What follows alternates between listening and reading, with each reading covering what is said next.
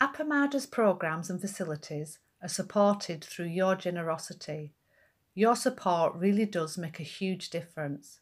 You'll find a link for contributions on the website at appamada.org/contribute. Thank you so much.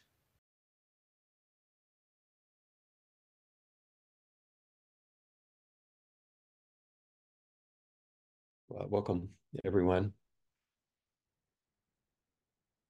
here and there. And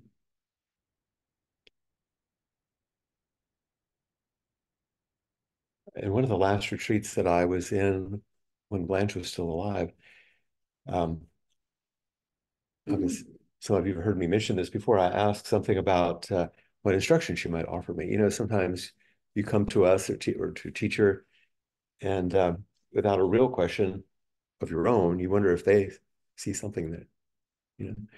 And she just said, take care of your mudra. And so, of course, she meant that, but because, you know, you can fall apart all the things that Peg was talking about the other day, but what else could it have meant? What is a mudra first? Well, that's the cosmic mudra, but what are mudras? Think of it as your countenance, your overall. Well, the actual, literally, what's a mudra? Physical bodily position. Yeah, they're usually in Buddhism hands, and they have various meanings. It's almost like Buddhist sign language. You know, they have meanings, and this is one of them. You see the teaching mudra, the touching the ground mudra, and all that. So yes, they're bodily things that have a meaning. But you were touching on the larger meaning, I think, Bridget, when she says, take care of your mudra. The shape that you're offering has a meaning, but the shape of this in the world has a meaning. And it expresses something just like a mudra. So yeah, she was saying, take care of this in Zazen, but I think she was also saying, take care of the shape in which you enter the world and receive the world. And this is some of what we're doing by emphasizing posture and the larger sense of Zazen, in addition to just sitting. Does this make sense? So it's always stayed with me because, Bridget, when you're saying your countenance and all that, I think that's the direction she was pointing. But she was using a classical form to speak about it. And this is how we use our classical forms to speak about all of life. But technically, it's about hand positions. Yeah, technically, it's a hand position. I'm just taking it further. So what is that particular hand position? That's the cosmic mudra. You're basically holding the whole world in your breath. Yeah. The whole universe. The cosmic mudra. You could get more esoteric things, but that's the meaning of this one. So you'll see in the iconography, the various statues and images, figures like Kuan Yin or Manjushri are expressing a mudra. So you can notice. Even the Shakyamuni Buddhist statues, you'll see some will be the Zazen one, some will be the teaching one, some will be the earth touching. All of those will have different mudras too. Yeah. But we are a mudra as we use our bodies in the world, you know, and we're received in a certain way. A couple of days ago, when I was offering you some teachings that I found useful about the Fukan Zazengi from Shuhaku Okumura, I did further reading, and we want to touch on these last pieces, the last few paragraphs that we haven't talked about so much. But I'll go back to his teaching, which came to mind when I was thinking about mudra. These are his words. He says, so in Zazen, we aim at engaging our whole body and mind without judging or comparing.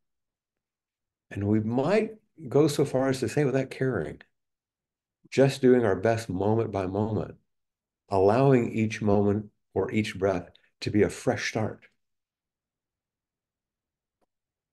And I think when he says not caring, I think he means like, not that kind. but not being quite so involved all the time about how am I doing? Anxious.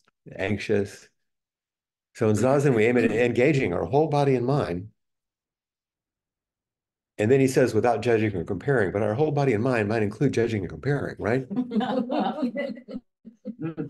Mine does. Does yours? Yeah. So that's part of what you're engaging. And he says, I go so far to say not caring. I think he means like whole lightly, not when he says engaging, doing our best in every moment. And then the beautiful thing about each breath being a fresh start. We tend to focus on the transgression we just made instead of the fresh start of the next breath. And so this is not a new teaching and one we've been talking about, but I particularly liked it also because it's what you have been telling us. In so many of the responses, you've been talking about how the freedom that comes with allowing a fresh start and not being quite so worried about judgment or shame. So this is, I just like that. We aim at engaging our whole body and mind without all of this and having on each breath a fresh start.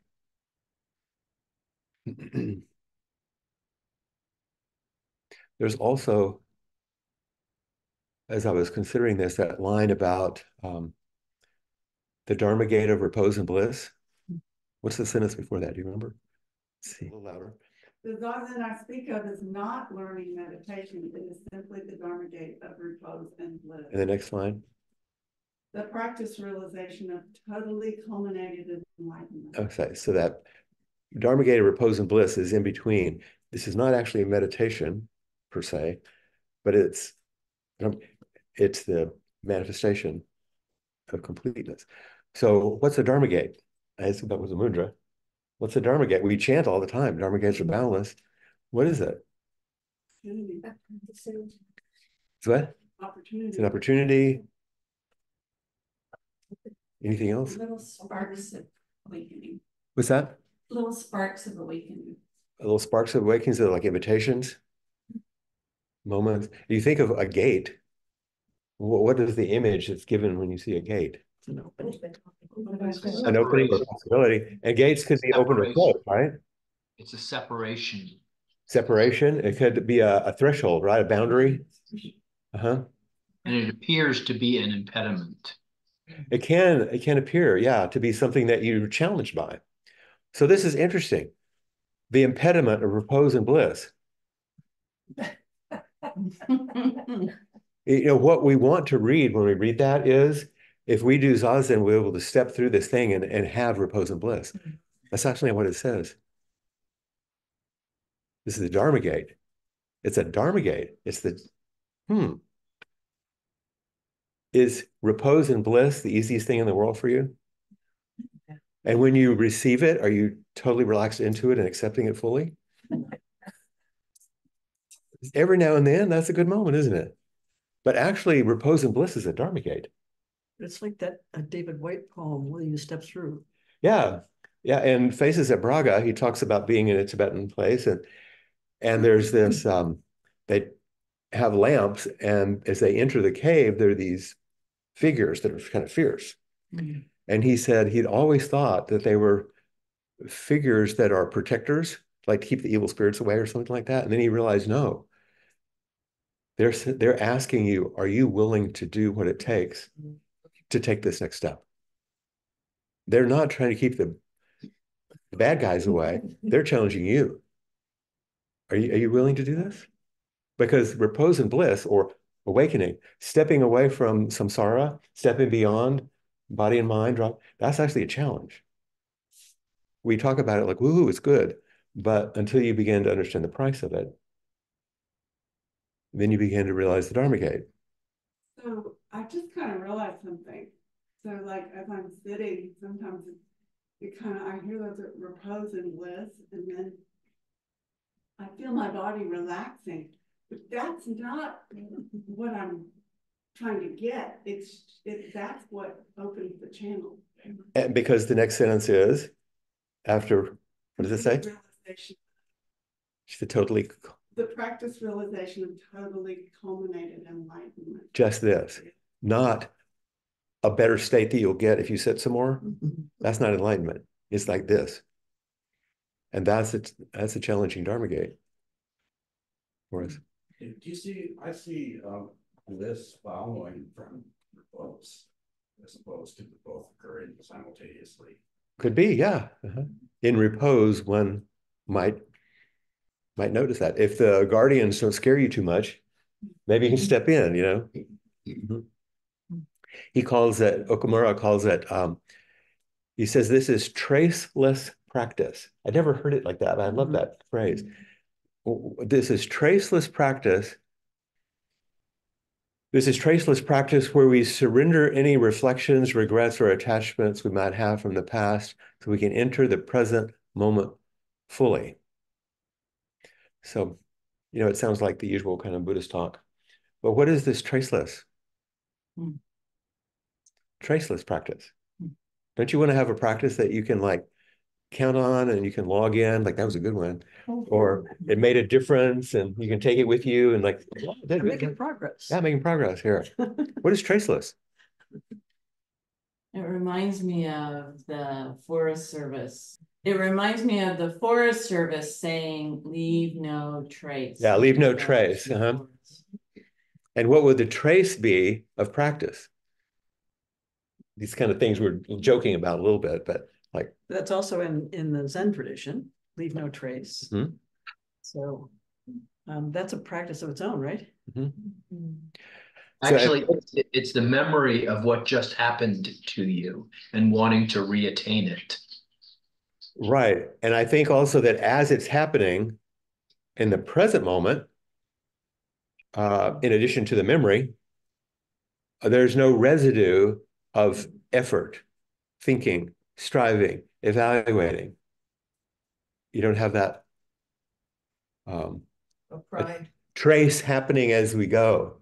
The pride could be one. Talking to other people about it. Yeah. Without grasping, aversion, judgment, the things that we normally think of. And because, once again, that sentence that follows, read it again, loud enough that they would hear you. It is simply the Dharma gate of repose and bliss, the practice realization of totally culminated enlightenment. The practice realization of totally culminated enlightenment. Totally culminated? That's going a little far, isn't it? Well, it's the contrast making the partial excursions about the frontier. Right. I mean, literally. Like, which would you mean? Which is the right one? No, it's not which is the right one. He's talking in the beginning about this sense of inflated sense of having something. Yeah. Or doing something. And that's what I'm saying. Yeah. They sound like they're not in accord, but yeah. Each moment is whole, he says. Oh, each moment is whole. Think about that. Each moment is whole. Each moment isn't the way you want it. It's not the good moment or the bad moment. Each moment is complete. When that's surrendered, left behind on the fresh breath, we can engage this moment of living reality. We can engage the one that's happening. And then I think Suzanne made a interesting comment about this the other night about what happens when you speak and talk about these things. He says non-discursive experience, primary awareness, dies when it becomes a thought. So sometimes when we get too much conceptual, then that experience dies. We need the concepts. We have to talk. We have to do a Dharma talk. But it's not the same as sitting in the silence. The Peg was mentioning this other night. So I told you we returned to that, Suzanne. We're kind of touching on it more and more. In the Fukan Zazengi, I say it slow because it's fun to Fukan Zazengi. We read in general this world and other worlds as well, both in India and China, in Austin, and everywhere, equally hold the Buddha seal. And overall prevails the character of this school, which is simply devotion to sitting, total engagement in immobile sitting. Hopefully this week you've gotten the idea that this is the main thing that Soto Zen is about, is sitting, and everything else is supporting that. Just a little historical note, which is that at the time that Dogen came back to Japan, the understanding in the world of Buddhism was that the real high-level teaching was in China. That's why he went to China. And when he's bringing back, what he's saying in this is in India and China and here, right? So that people don't carry that assumption that this is all happening in a better country. Yeah, somewhere else. Somewhere else, right. And his next sentence underscores that, because he says, although it is said that there are many minds as there are persons, still they all negotiate the way solely in Zazen.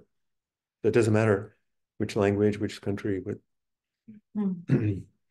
why leave behind the seats that exist in your home and go aimlessly off to Avila? Oh, no, to the dusty realm.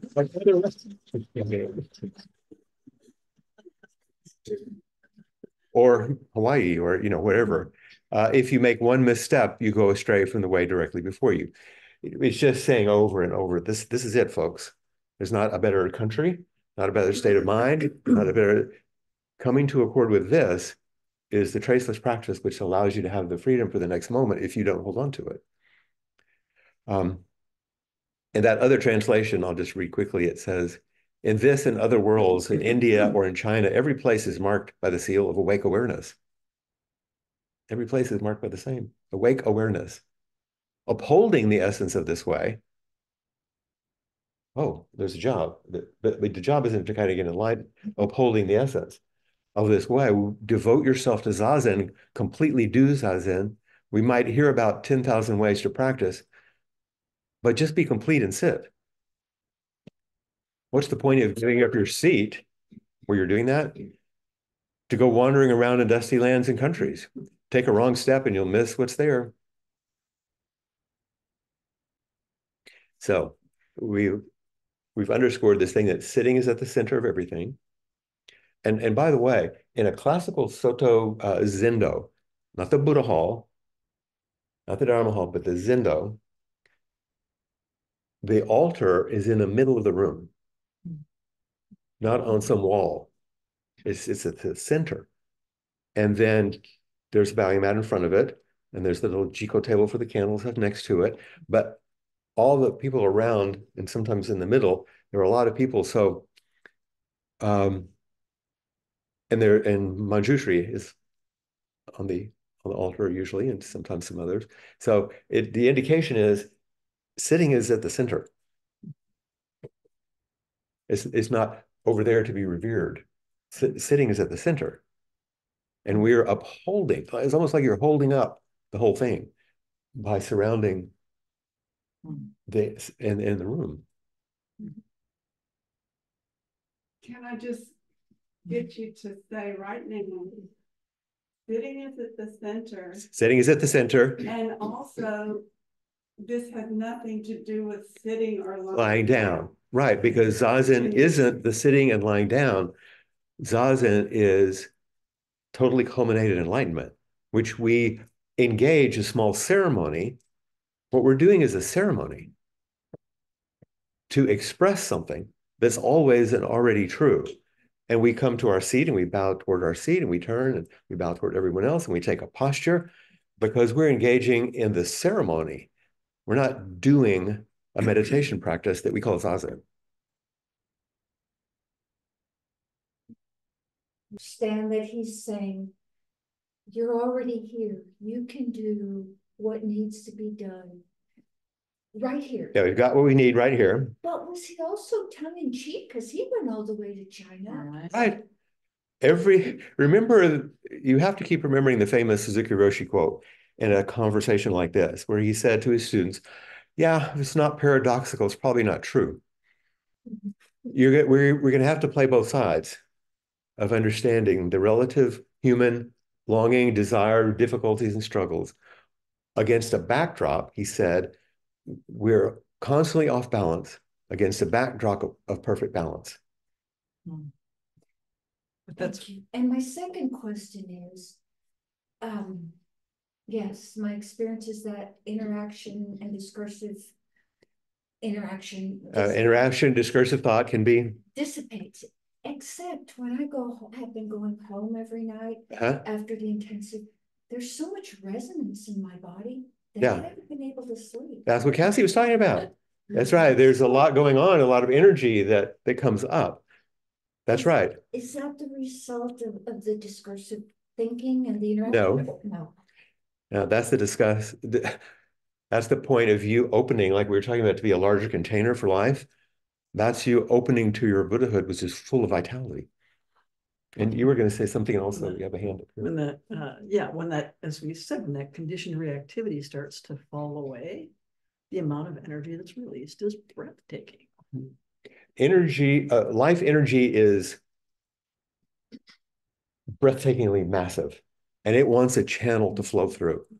And we're here to be those channels. And we start opening so it flows through us.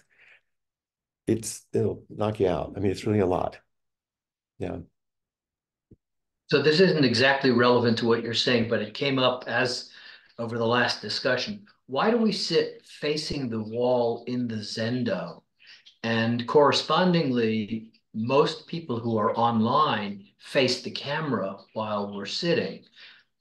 What would you recommend as the form for how these things should be done, and why they're done that way? So in our tradition, Zen was brought to China by Bodhidharma, who spent 9 years facing a wall. So it's in that lineage, right? In that tradition that we face the wall. And in the Rinzai tradition, in which Joko also trained, they face the center. And so we do usually the first period of the day facing the wall, the second period, last period of the night. So however many periods there are during the day, but the last period of the day or evening facing the center. And that affirms our sort of collective community. So that might make some sense there. The second part of your question, tell me again. Online. Online, what do they do? Online. Okay, online, our suggestion for people online is that they sit sideways to the camera when they're sitting in Zazen. So they're not distracted by movement or whatever that happens on the screen. And at the same time, they're present. They're fully present in the community. So if you turn off your camera during Zazen, we don't get to feel your presence in the same way. Like the people sitting next to you, you know? Yeah.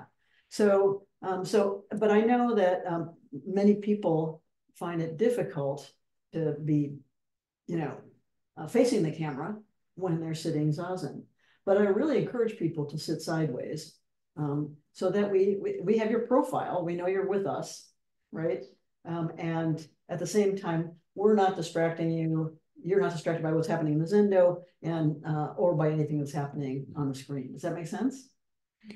And I'll say a little more about just in terms of experience. Yes. I will also say that the monitor is required to face directly so they can. Yeah. And like we are too, we're facing out because we're taking care of the Zendo. And the monitor also faces the center so that she or he can take care of someone is upset or something, anything that happens. A UPS guy comes to the door, lost dog, that's so everybody in the Zendo can only attend the Zazen. I'll say in addition, and I see your hand up, Becky, that if you've not done a longer retreat, kind of like we're doing today, longer, especially several days, and not face the wall, it's incredibly powerful. Because when you're sitting there with your eyes open and there's nothing in front of you, except all the little things that you make up out of the things in the wall, over time, all the same stuff is happening that's always happening. And you begin to realize there's nothing in front of me. That's all me. My projection. I'm making every bit of it up. And over time is a different kind of repose and bliss. That's the possibility in sitting in that way. So it's quite profound. It's just hard for us when we're facing out, when we're asked to keep our eyes open, not to engage visually. But you will try to do it. Your brain tries to do it even if you're facing the wall. That's why you make up the little soldiers and the birds and things in And the movies. the cracks and all that. And then the movies you project on there and all that. But after a while, the prefrontal cortex in your brain will do what all mammals do. It tries to attach to something. And it looks for something to attach to. And there's nothing there. So it attaches to the only one that is there. Take the backward step. So Joko used to say that Zazen is a simplified space. It's just a simplified space. So we don't have many of the distractions we have in our everyday life. And the wall is part of that simplicity, right? And that odd statement that I made, I'm coming, Becky, that the other day, that sort of odd statement that Reb Anderson said with a smile. He said, the wall is facing you. And what is its attitude? Thank you very much. I have no complaints whatsoever. And so you try to be intimate with the wall. What would it be like to meet life like that? Thank you very much. I have no complaints whatsoever. Becky.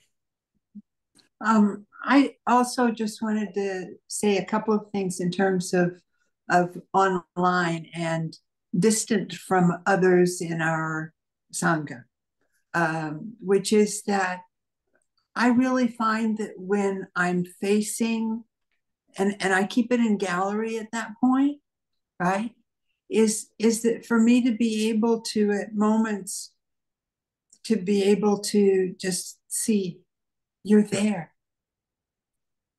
My Sangha is there with me.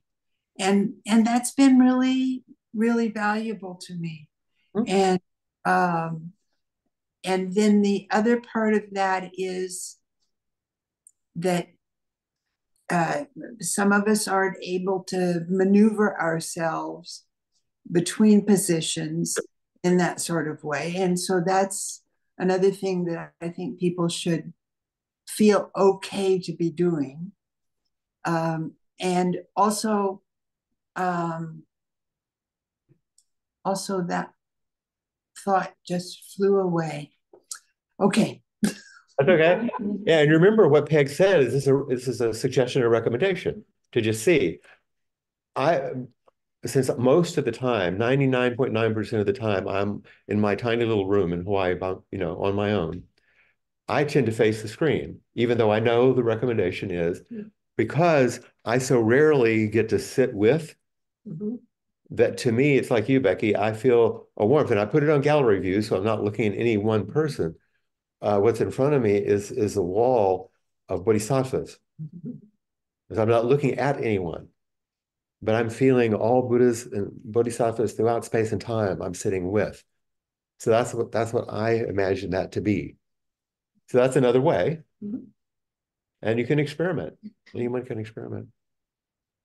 If I may just continue on, Michael, your question, because the orientation, so I think you're getting at something where just before the indication was the suggestion to sit to the side is sort of like a suggestion about where to orient to the camera on the monitor, but in the room itself is kind of what you were talking about the wall or facing the center and sort of thing. So does it then, I'm sort of, it is implied in that probably it might be beneficial to set up your regular sitting place as the Fukan Zazengi said, is to face, to set it up in such a way that you might be able to face the wall with the camera. That's one possibility, yes. Some people do that. Yeah. They have a regular sitting place where they can face the wall and they have their altar, and then they can turn to the camera if you're able to do that navigation. It's really about finding your way to stillness and in our case, connection. So when people are online, it's the connection is different, right? And so we have to navigate the way, as we say, in the way that's going to be allow stillness, allow things to settle, allow yourself to be undisturbed. Leslie? Something that just came together for me just now. Okay, some things came together for her right now. That's okay, I'll help. something that just came together for me just a few minutes ago. In the thing. Where it talks about one misstep and fall off of the way, and it sounds kind of threatening and scary. But then you said, that's this moment. Now there's a new moment. That is also complete. That is also complete. That has no, that we aren't tracing. Right. If you don't hang on to the one before. We're in a fresh one, and now we have a fresh moment to start again. And that's really hopeful. Yeah, it's very hopeful. Yeah. Yeah. That's good news. One old Tibetan teacher, I don't know if I can remember them all, you can help me, said, don't invite the future. Don't prolong the past. Don't fear appearances. And don't disturb your innate wakefulness. It's the same teaching. So, yeah. Suzanne? I may have missed this because I've been out for a bit, but so if you have already addressed this, but I have a question about eyes closed versus eyes open. Have you already spoken about that, or is it? Could you give? I did talk about that when I talked about that section of the Fukan Satsangi where he talks about we keep our eyes open. There's the recommendation that eyes are open because in Zazen, since we're not doing meditation as a yogic activity to manipulate consciousness, we're sitting to just be present in the world. So we're not trying to separate ourselves out of the world. And that's one of the reasons why with eyes open facing the wall, there's this interesting thing that's happening. But in our tradition, we're suggesting that one keep one's eyes open. But how many people end up closing their eyes some? Everybody, right?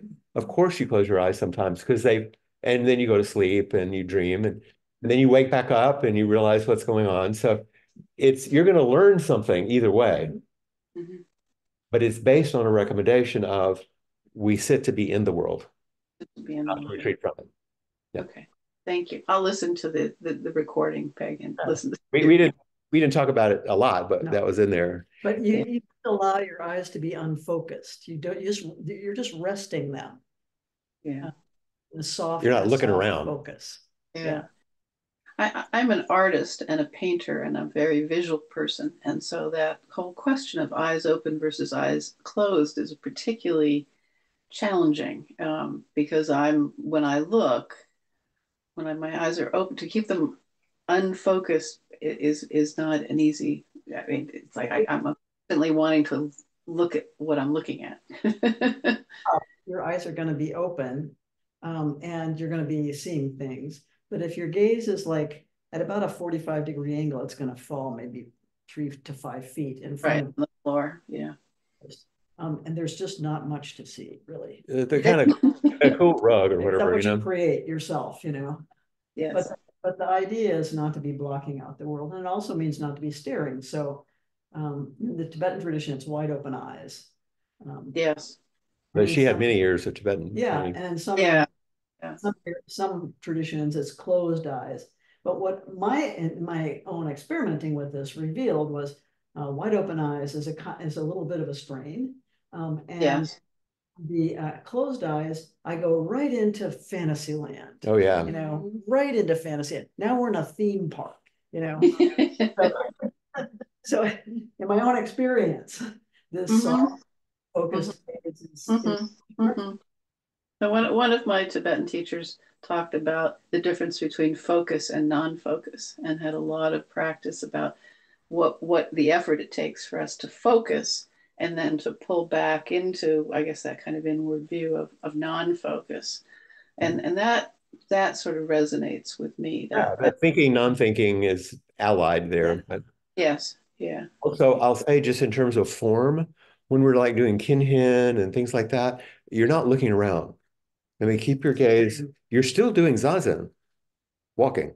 Yeah. So if you hear something in the hall, don't look down the hall. Maintain your posture. Not looking around. It's zazen motion. Yeah. Which you're longing for when you're sitting, right? Would this be so much better if we could be moving? But to that, I have to look. Thank you. to scoot back to space myself out. Like I have to. Of course. I have to do some looking around. Yeah, I'm just saying it while you're walking, you're not doing like this. Of course, you're attending in a broad way. That's true. I'm going to continue on because I can't remember what our time is.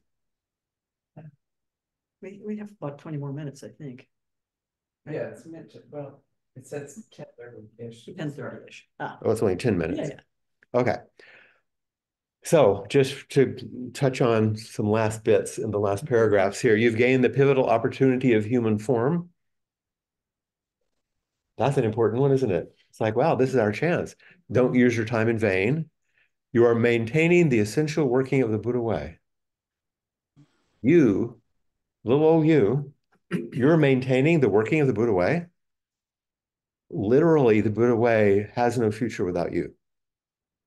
Only by our practice is the Buddha way made alive. It's not like there's the Buddha way over there and we can like dip in, dip out, and we can decide if we're going to do this or not. You can do that, but the Buddha way doesn't get maintained in the same way. Who would take wasteful delight in the spark from the Flintstone? Besides, form and substance are like dew on the grass, destiny like the dart of lightning, emptied in an instant, vanished in a flash. Don't get all caught up in the cool stuff that happens, or those moments where you think, oh, now I got it. Just keep doing your practice. There are a lot of times teachers will, you talk to them about like, oh, I had this experience. They say, great, good. And I go sit. It's not like it now. Okay, good. Now you get to bump up to the next level of the video game. No, that's good. It's great that you did that. Without your practice, the Buddha way is no longer alive. The other translation said, please, honored followers of Zen, long accustomed, oh, this is the next paragraph, long accustomed to groping for the elephant, do not be suspicious of the true dragon. So it's a poetic way of talking about, grasping when it's all right here. Devote your energies to a way that directly indicates the absolute. Devote your practice to help you touch what is beyond just the ordinary world, the absolute. Devote your energies that directly indicates, expresses. Revere the person of complete attainment who is beyond all human agency. That sounds a little bit like you should bow down before us. And no, it's notice that there are qualities in every single person that shine, and respect those qualities of every single person that shines in every small group you're in, every place. And they have other things too. Gain accord with the enlightenment of the Buddhas. Follow the way, succeed to the legitimate lineage of the ancestor samadhi. Whereas notice that if you do what they do, you'll be like them. Constantly perform in such a manner, this is what he says, and you are assured of being as a person as they. Your treasure store will open of itself and you will use it at will. It's like the things that, well, this is the way I often say it. People come to us and they say, you talk about Dogen, you talk about this person, that person. That's really cool. What did they do? How did they get like that? And we say, what you're doing right now. Not something kind of like it. Exactly what you're doing now, including sitting there listening to this talk. This is what they did. They didn't have some special deal. And then the next question is, yeah, but like they were different. They were like special people, which is the most painful delusion. They were born, they had a body, they had a family, they live in a culture where terrible things happened and good things happened. They ended up dying. Their curriculum was exactly like you, and the elements they used to wake up were exactly the ones you're using. And the practices you're doing are exactly the same practices. There is no distinction. And when you start to get that, it's like, oh, okay, succeed to the legitimate lineage of the ancestors. All right. Yes. Not some better golden age behind us. not some better golden place in Japan or that's somehow different from exactly where we are right now. Mm-hmm. There was a point where I realized, oh, nobody's going to rescue me. I guess I have to be the Buddha of my own life. You have to be the Buddha in your own life. And each person is going to express that in a unique way. Joel? What if instead of negotiating the wave wholeheartedly, you can only do it 15%? Then do that 15%, 100%. You've heard me say that. I've heard you say that. And I comfort myself with the thought, well, do that 15%, 100%. And at least that's as close as I'm going to get to being the Buddha for my own life, Even but still, it says you already are. He's not. You're not gonna be a 15% Buddha. No. You're 100% Buddha. Yeah. Who you think is expressing 15%. When you're picking out the countertops, when you're deciding the cabinet colors. Buddha. Peg knows something about yes. Yes. Yes. Yes, that's the Buddha of kitchen renovation. See, the problem is this is the part of practice that's incredibly disappointing. Yeah. Because you think you're going to become this special, better person. So I'm stuck with the line, need I mention Buddha, who was possessed of inborn knowledge? Uh-huh. What is that? It makes it sound to me like he was a special one. Uh-huh. It does. He's saying he is in that way. And that's part of like mythical lore. That's true. They talked about that stuff. But then he goes on and doesn't talk about it that way. The way this is understood is that what made the Buddha special is that because of inborn knowledge, he came to enlightenment on his own. He didn't need the Dharma teachings. He didn't, so we need that in order to accomplish a life of Buddha, right?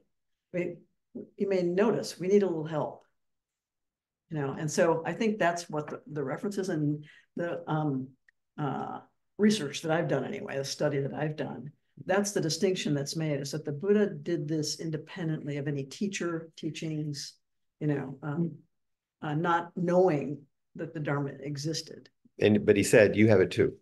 Yeah, exactly. I, together with all beings, are awake. But the Buddha still had delusions because of his own conditioning too. The Buddha still had illusions or delusions because of his own conditioning. That's why Mara kept showing up. Well, Mara showed up even after he was enlightened. Yeah. That's the interesting thing, I think. Yeah, that's what I mean. It kept happening. He was a human. Exactly. These kept happening. Two things. One is, so the Buddha was attended to 500 Buddhas before he was the Buddha. So it wasn't like he was born. The Buddha was an attendant to 500 Buddhas before he was Buddha. Before he was born. And this gets into all that esoteric stuff, Previous lifetimes. Which basically says it's an incomprehensible Dharma wheel that's always moving. And we point to this person we think is the Buddha of our age, Shakyamuni Buddha, but he could be just a stand-in, for the awake mind too. You don't have to take the story quite so literally. And the second one is, I get a sense that Dogen might not have gone to China. I mean, what he realized was beyond China. What Dogen realized was beyond China. Yes. Yeah. And so he might not have needed to go had he. Yeah, he might not have needed to go if he could have gotten that where he was. Yeah, same with you. It's here. Yeah. It's like Joko was saying to me, you don't need to go to the monastery, but you'll learn something. You always do. That's the thing, right? Yeah. In fact, this last bit, since we're getting close to the end, I'm going to read it again in the other translation that I've been offering you. And the first, it starts with, you got what you need. The treasury of this body and birth. So don't waste your time. Keep to this as the basis of the way of awake awareness. I like the way he uses awake awareness. This is what I'm saying. Wakefulness wakes up. You don't wake up. It's not a personal thing. Don't be attached to just a spark from a flint. Anyway, your body's like the dew of the grass. Doesn't last long. Your life, a flash of lightning, vanished, here for a moment, then vanished. You who are in this excellent lineage of Zen, don't blindly grope only for a part of the elephant or fear the dragon. Put all of yourself in this way, which directly presents your own nature. Be grateful for those who have come before and have done what had to be done. Align yourself with the enlightenment of the awakened ones and take your place in this samadhi lineage. Practice in this way, and you'll be what they are. The doors of the treasure house will fall open to you to do with this what you will. So, one final poem. And this connects our ending and yesterday's teaching that Peg gave us. The title of the poem is Joy by Donna Ashworth. Joy does not arrive with a fanfare on a red carpet strewn with flowers of a perfect life.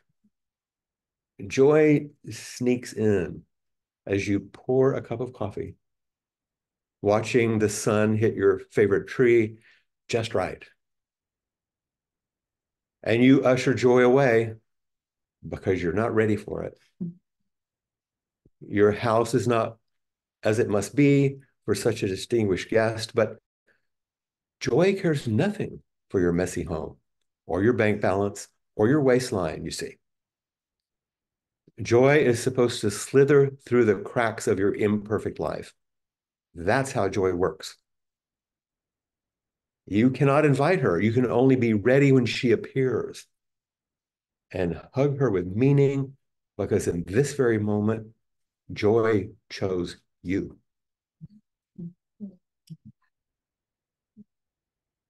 You want to hear it again? Yes. We'll say it to you. Joy does not arrive with a fanfare on a red carpet strewn with the flowers of a perfect life. Joy sneaks in as you pour a cup of coffee, watching the sun hit your favorite tree just right. And you usher joy away because you're not ready for it. There's Dharma gate. Your house is not as it must be for such a distinguished guest, but joy cares nothing for your messy house or your bank balance or your waistline. You see, joy is supposed to slither through the cracks of your imperfect life.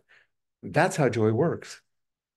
You cannot invite her. You can only be ready when she appears and hug her with meaning, because in this very moment, joy chose you. That deserves a bell.